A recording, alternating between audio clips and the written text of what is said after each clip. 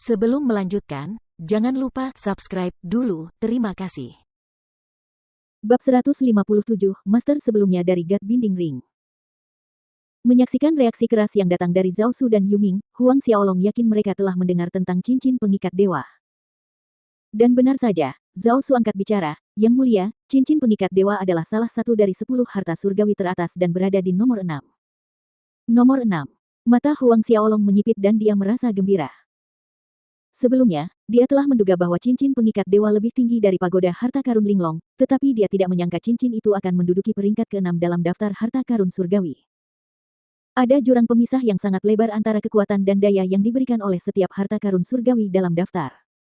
Semakin tinggi peringkatnya, semakin besar pula jurang pemisahnya, yang berarti bahwa kekuatan pemiliknya akan meningkat secara eksponensial semakin tinggi peringkat harta karun tersebut. Dan cincin pengikat dewa sebenarnya 3 tingkat lebih tinggi dari pagoda harta karun Linglong. Penjaga kiri Zhao Su benar. Yuming mengambil alih penjelasan pada titik ini, yang berdaulat, harta karun surgawi, cincin pengikat dewa, pernah muncul di dunia roh bela diri sekitar 3000 tahun yang lalu, memicu periode teror. Pada saat itu, penguasa cincin pengikat dewa adalah seseorang bernama Lin Zhengji.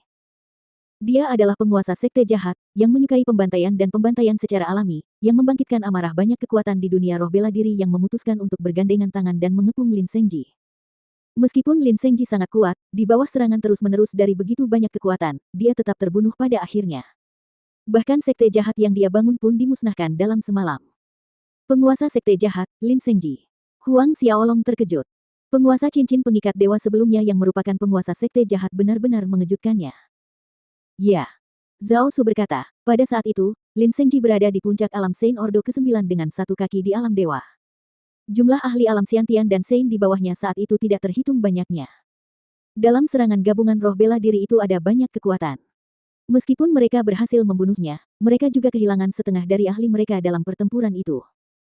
Seorang master alam Sein Ordo ke-9. Setengah dari ahlinya. Pemahaman Huang Xiaolong sekali lagi terguncang. Dan ada alam itu, alam dewa. Di atas alam Sein adakah alam dewa? Ini adalah pertama kalinya dia mendengar tentang hal ini. Jadi, alam di atas alam Sein disebut alam dewa. Zhao Su melanjutkan, pertempuran tahun itu benar-benar penuh dengan darah yang mengalir seperti sungai. Kemudian, Zhao Su tiba-tiba tersenyum pada Huang Xiaolong saat ini, berkata, tahun itu, Lin Zhengji tewas di tangan penguasa tua. Tuan, informasi ini berada di luar dugaan Huang Xiaolong. Zhao Su mengangguk, penguasa tua adalah seorang penguasa alam Sein Ordo ke-8 akhir pada waktu itu dan bergabung dalam pengepungan terhadap Lin Zhengji. Saat dia mengatakan ini, nada bicara Zhao Su tiba-tiba melunak seolah mengingat sesuatu, Lin Zhengji meninggal di gunung tanpa salju jika aku tidak salah. Huang Xiaolong memandang Zhao Su. Pada saat itu, Kekaisaran Duanren belum terbentuk, tetapi sekarang, pegunungan tanpa salju itu berada di dalam wilayah Kekaisaran Duanren. Akan tetapi, sudah lebih dari 3000 tahun berlalu, dan lokasi pasti pegunungan tanpa salju akan sulit ditentukan. Zhao Su melanjutkan, setelah Lin Zhengji meninggal tahun itu, cincin pengikat dewa menjadi benda tak bertuan, dan banyak kekuatan menginginkannya.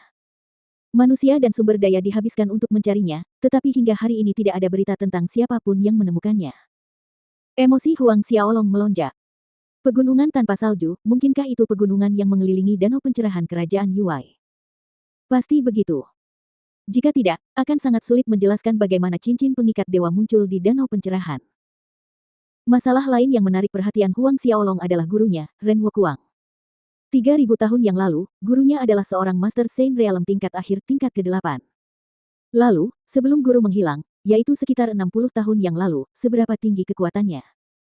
Mungkinkah guru telah mencapai alam dewa?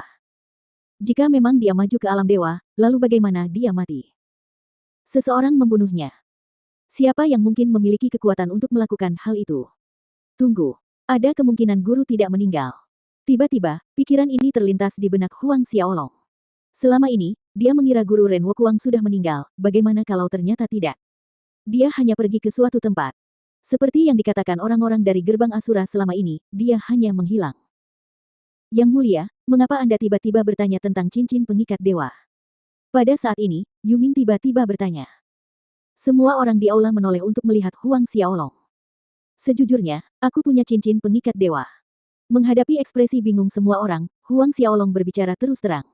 Karena dia bertanya kepada Zhao Su dan Yuming, dia tidak berencana untuk menyembunyikan masalah itu dari mereka.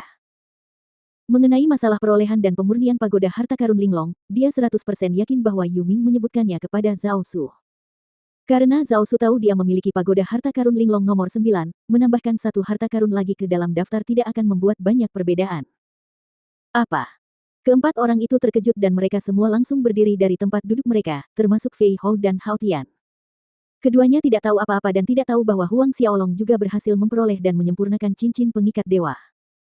Di hadapan keempat pasang mata yang terkejut, Huang Xiaolong memanggil cincin pengikat dewa. Menyaksikan cincin emas yang memancarkan cahaya keemasan melayang tanpa suara di atas Huang Xiaolong, semua mata tertuju pada cincin pengikat dewa yang melayang di udara. Seolah-olah ada daya tarik yang tak dapat dijelaskan yang datang dari cahaya keemasan itu, memikat pikiran mereka. Zhao Su dilanda gelombang emosi.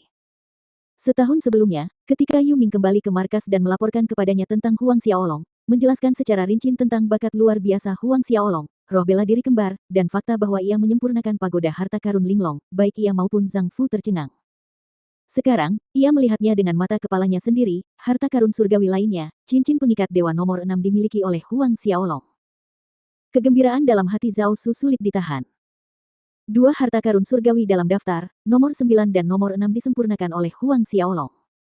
Selain itu, Huang Xiaolong memiliki bakat luar biasa dalam seni bela diri ganda, jadi prestasinya di masa depan sulit dibayangkan. Berdaulat dan tak terkalahkan. Setelah waktu yang lama, Zhao Su menekan kegembiraannya dan tiba-tiba berlutut memberi hormat ke arah Huang Xiaolong. Berdaulat dan tak terkalahkan. Yuming, Fei Hou, dan Hao Tian bereaksi, lalu melakukan hal yang sama, berlutut memberi hormat ke arah Huang Xiaolong, memuji kalimat yang sudah lama tak terdengar itu. Tak terkalahkan sepanjang masa. Huang Xiaolong menatap tanpa daya ke arah keempat orang yang tiba-tiba berlutut memberi hormat. Kalian berempat, berdiri. Huang Xiaolong hanya bisa menyuruh mereka berdiri setelah kejadian itu. Terima kasih kepada Yang Mulia. Zhao Su adalah orang pertama yang bangkit, diikuti oleh Yuming, Fei Hou, dan Hao Tian. Setelah itu, Huang Xiaolong bertanya kepada Zhao Su dan Yuming apa yang mereka ketahui tentang cincin pengikat dewa, serta hal-hal yang berkaitan dengan gerbang Asura. Zhao Su dan Yuming tidak menyembunyikan apapun dan mengatakan semua yang mereka ketahui tentang apa yang ditanyakan. Mendapatkan pemahaman tentang informasi mengenai cincin pengikat dewa dan gerbang Asura, Huang Xiaolong berkata kepada Zhao Su dan Yuming, 10 hari lagi, kita akan berangkat ke Kekaisaran Duanren. Penguasa ingin pergi ke kota Kekaisaran. Zhao Su dan Yuming terkejut. Pada titik ini, Hao Tian menyela, penjaga kiri Zhao Su, Tuan, penguasa memenangkan kejuaraan keseluruhan Akademi Bintang Kosmik, jadi dia akan menuju ke Kekaisaran Duanren untuk berpartisipasi dalam pertempuran kota Kekaisaran. Berpartisipasi dalam pertempuran kota Kekaisaran. Mata Zhao Su dan Yuming terbelalak tak percaya. Pertempuran kota Kekaisaran Duanren, baik Zhao Su maupun Yuming telah mendengar sedikit tentangnya. Di benua awan bintang tempat asal mereka, Kekaisaran juga mengadakan sesuatu seperti pertempuran atau kompetisi di antara para jeniusnya.